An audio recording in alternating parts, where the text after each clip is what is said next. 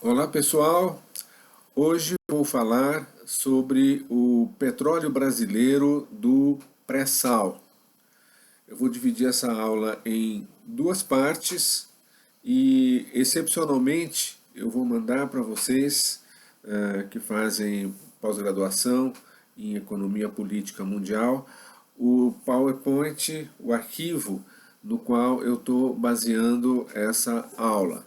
Existe um PowerPoint que serve como roteiro para a minha exposição. Eu vou mandar para vocês porque é uma aula que envolve uma série de dados específicos, números eventualmente, né? Então, só com a exposição verbal, né, pode dificultar um pouco, né, o acompanhamento da aula. Então, juntamente com o arquivo dessa aula, que eu vou dividir em dois vídeos, eu vou mandar o PowerPoint para vocês.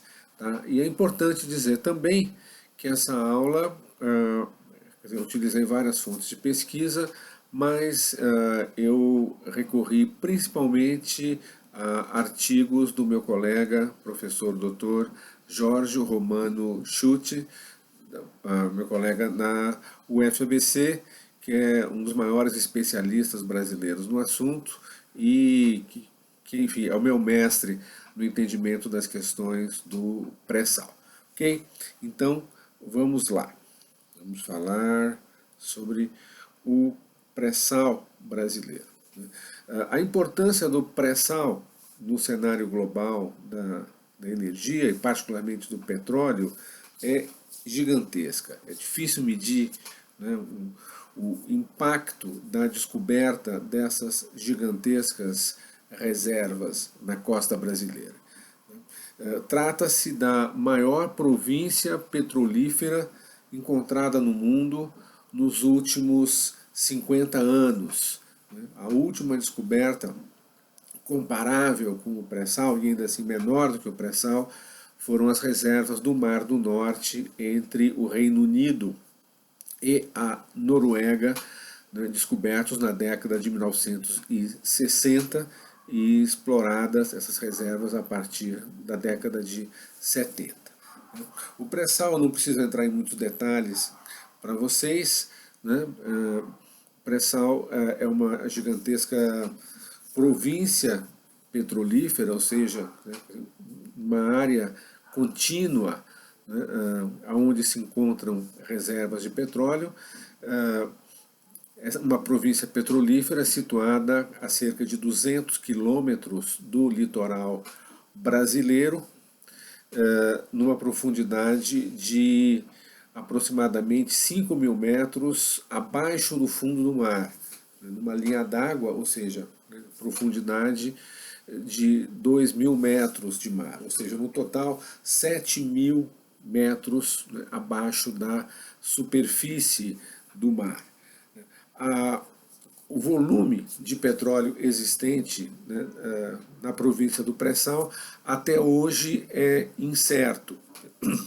Não há ainda uma medição completa, oficial, sobre essas reservas. O que existem são estimativas, né, segundo o geólogo Guilherme Estrela, que foi o diretor da Petrobras que comandou o trabalho de prospecção que resultou na descoberta dessas reservas. Segundo o Estrela, o pré-sal pode conter mais de 100 bilhões de barris de petróleo, petróleo de altíssima qualidade. Algumas estimativas, inclusive, são superiores a essa dos 100 bilhões de barris. A se confirmar esse volume, tudo indica que é algo em torno disso, se não for mais, né, o Brasil vai ficar situado entre os maiores países donos de reservas de petróleo do mundo, ou já está situado. Né, são reservas comparáveis às reservas do Irã, do Iraque, né, superiores às dos Emirados Árabes Unidos, superiores às da Rússia. Os poços de petróleo já em operação no pré-sal, eles têm mostrado uma altíssima produtividade, Alguns desses poços chegam a produzir 50 mil barris de petróleo por dia. E mais o gás, né? A gente fala do pré-sal, a gente pensa sempre no petróleo, mas também tem gás associado ao petróleo, um gás que na sua maior parte, no seu maior volume, é devolvido, né, às reservas, né, por falta ainda de condições dele ser ali retirado, né, e levado para o seu aproveitamento comercial. Outro dado muito interessante sobre o pré-sal é que, graças a essa descoberta, hoje o Brasil é um país que pode importar muito pouco petróleo. As reservas do pré-sal já respondem por mais de 2/3 da produção brasileira de petróleo. Em outubro de 2019, a produção do pré-sal era de 1,9 milhões de barris diários de petróleo, 13% a mais do que em 2018, né, numa produção total de petróleo brasileiro de 2,9 milhões de barris diários em 2019. Depois de 2020 veio a Covid, né, uma série de outras circunstâncias, então acho que a gente pode usar como referência esses dados de 2019. Né. É muito interessante porque quando houve a descoberta do pré-sal, no governo Lula, né, houve toda uma campanha para menosprezar, né, para fazer pouco caso dessas descobertas. Né. Diziam que a Petrobras não teria condição técnica de explorar esse petróleo, né, uma previsão agourenta que foi completamente desmentida. Já se sabia que a Petrobras tinha plenas condições técnicas de explorar o pré-sal. A Petrobras é uma empresa de excelência mundial em produção de petróleo em grandes profundidades. Né? Enfim, houve especialistas ou supostos especialistas, muitos deles a soldo de empresas petrolíferas transnacionais, né, fizeram essa campanha, diziam que o custo da produção do petróleo seria muito alto, não valeria a pena, o Brasil gastaria mais para retirar esse petróleo do fundo do mar do que o preço, né, desse petróleo. Isso é falso. Né? Os custos da produção do petróleo eles são cobertos com larga margem, larga vantagem. Né? E o fato é o seguinte, que se não fosse a decisão tomada na época pela Petrobras, no governo do Lula, né, de investir pesado, levar adiante o processo de produção do petróleo do pré-sal, o Brasil estaria hoje numa situação lamentável, estaria importando volumes astronômicos de petróleo de outros países do mundo, com um impacto devastador sobre a nossa economia. Então foi uma decisão sábia da época. Fecho aqui esse parênteses, seguimos aqui adiante. Né? Agora é importante, né, observar, né, a gente vai voltar para isso um pouco no final, a importância que esse tema do pré-sal tem na atual conjuntura brasileira e internacional. Porque essas reservas elas estão sendo entregues a toque de caixa, né, em alta velocidade pelas autoridades brasileiras para exploração por empresas estrangeiras. Ainda que a Petrobras tenha plenas condições, né, técnicas, empresariais, para levar adiante esse empreendimento. Desde 2015 até, na verdade, um pouco antes, o primeiro leilão do pré-sal ocorreu em 2013, ainda no governo da Dilma Rousseff, mas a maior parte dos leilões ocorreu posteriormente. Até 2019 foram realizados 5 leilões, né, que envolveram 5,8 bilhões de barris de petróleo. Nesses leilões, 75% do volume de petróleo que estava sendo leiloado ficou nas mãos de empresas internacionais de petróleo, empresas transnacionais. enquanto que a Petrobras arrematou direito de exploração sobre 25%, né, dessas reservas. A empresa que obteve maior extensão, né, maior volume de reserva para ser explorado foi a Shell, que arrematou 26,5% do petróleo leiloado. As duas empresas dos Estados Unidos juntas, a Exxon e a Chevron, arremataram 20%. Três empresas chinesas arremataram 9,5%. Lembrando que quando foram feitos esses leilões, já boa parte, né, das reservas descobertas já tinha sido atribuída à Petrobras, né, e grande parte ainda continua, né, em mãos da Petrobras. Mas essa grande parte tem diminuído, além dos leilões do pré-sal, tem ocorrido nos últimos anos um processo de transferência de direitos de produção da Petrobras para empresas estrangeiras. A Petrobras tem vendido parte dos seus direitos sobre blocos de exploração de petróleo, blocos que a Petrobras já possuía antes dos leilões dos últimos anos.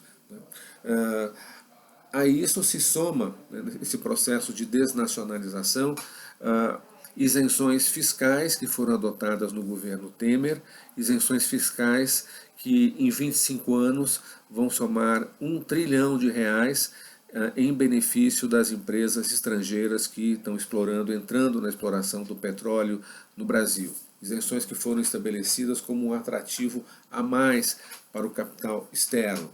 Capital externo que a princípio não seria necessário, mas a opção foi essa, ou pelo menos não seria tão necessário, né?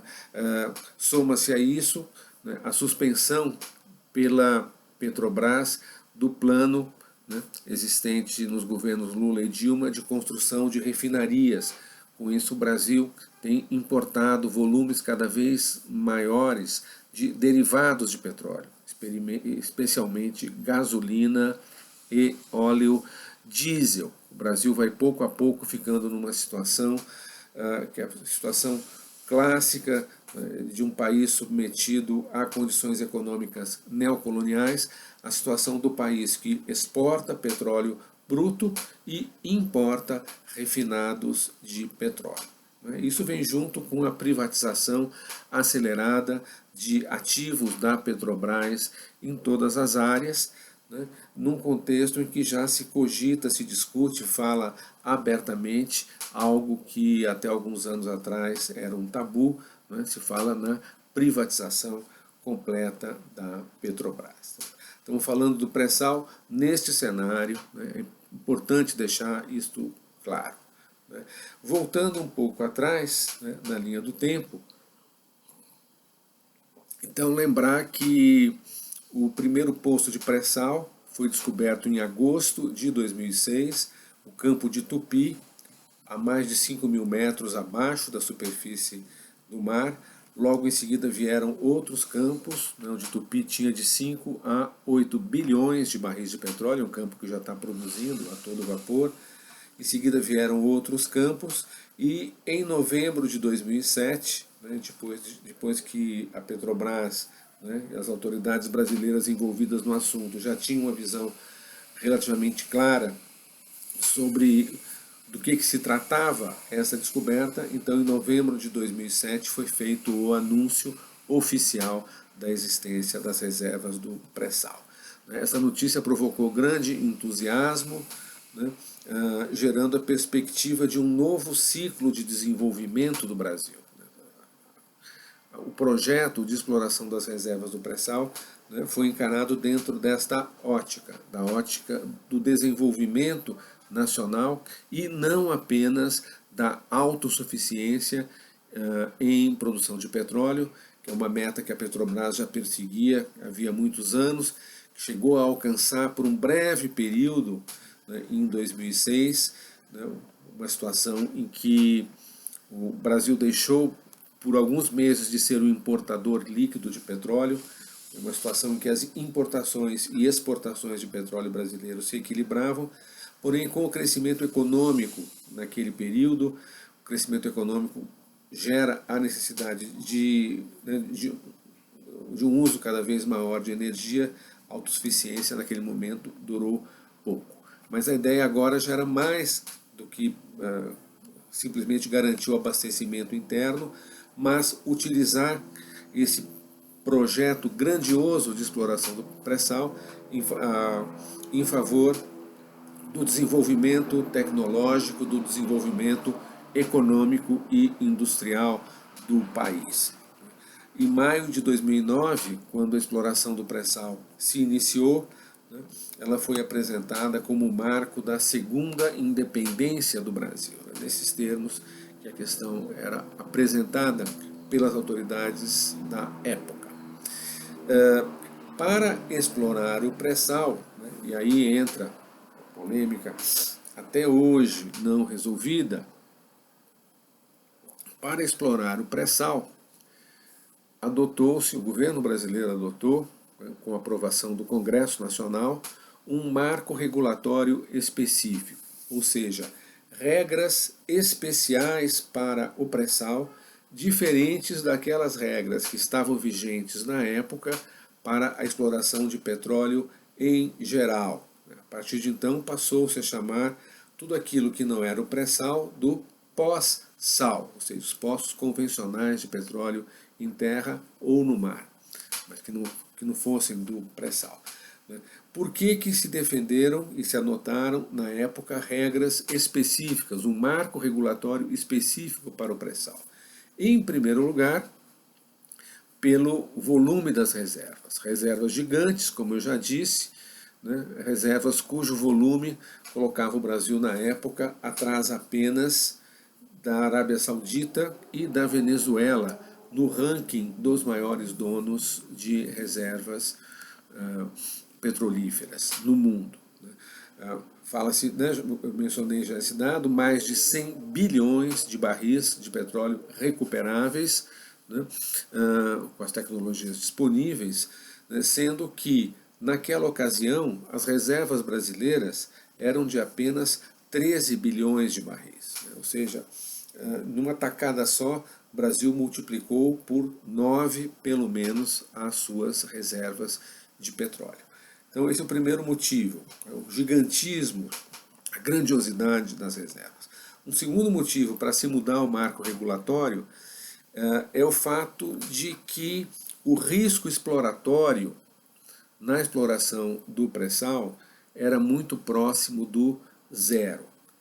Na indústria mundial do petróleo, trabalha-se com um cálculo de que para cada poço de petróleo que é encontrado e que se mostra viável, que passa a ser explorado comercialmente por uma empresa petrolífera, para cada um poço bom, um poço viável, existem outros 9 poços secos, ou seja, poços que são perfurados, um trabalho que leva de 1 a 2 anos, milhões e milhões de dólares investidos nessa prospecção, em perfurar o solo com sondas em busca de petróleo, para no final se dar com os burros na água, para se chegar a um poço seco que não tem petróleo, ou que mesmo tendo petróleo, esse petróleo é tão pouco,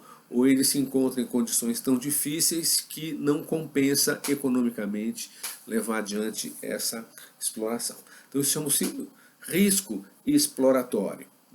O risco exploratório ele funciona de tal maneira que, para compensar esse negócio no seu conjunto, para pagar por todas essas perfurações inúteis, é necessário que os poços encontrados, então, eles deem um lucro espetacular que compense esses investimentos vãos. No caso do pré-sal, esse risco exploratório praticamente não existe. Furou, encontrou petróleo. O petróleo é praticamente contínuo dentro da província do pré-sal. A metáfora que se utilizava na época, quando esse assunto estava em debate na cena brasileira, a mudança do marco regulatório, a metáfora era que a empresa que recebesse ali o direito de exploração de uma determinada área do pré-sal, de um bloco, ela estaria recebendo um bilhete de loteria premiado, né? Com a particularidade que é um bilhete de loteria premiado entregue com alguns anos de antecipação para receber o prêmio, né, lá adiante. Risco zero. Vamos lá, próximo slide. Epa. Deu aqui uma... demorando aqui o computador para responder. Então, pessoal, vou dividir a nossa aula em 3 e não em 2. Vou dar uma pausa aqui, resolver o problema do computador e a gente segue, ok? Então, interrompo momentaneamente por aqui, em seguida vou gravar a segunda e a terceira partes da aula de hoje.